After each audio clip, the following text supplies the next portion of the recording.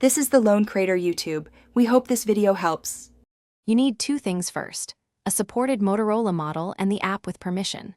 Open Settings, then Apps and Notifications, and tap Special App Access. Find Picture-in-Picture and enable it for the app. Once done, open the target app and keep it ready in the foreground. This primes the system to create a floating window. Make sure Gestures or the Recent Taps button are familiar to you, because you'll use them next to convert the active app into a floating overlay. Now bring up recent apps with your gesture or button. Locate the app card. Tap the app icon shown above the card and choose Floating Window or an equivalent option. Motorola skins may label it differently. When the floating window appears, drag it by the title bar and resize with the corner handles so it doesn't obstruct other apps. This is where the how meets the why.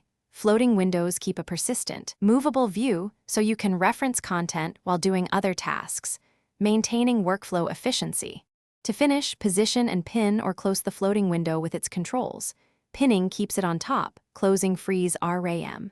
If the floating option is missing, make sure the app allows picture-in-picture, update both the app and your system, and consider toggling developer options for experimental multi-window flags.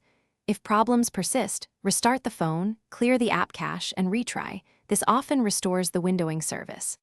One key tip: confirm battery saver is off. Thanks for watching. Consider subscribing if we helped you.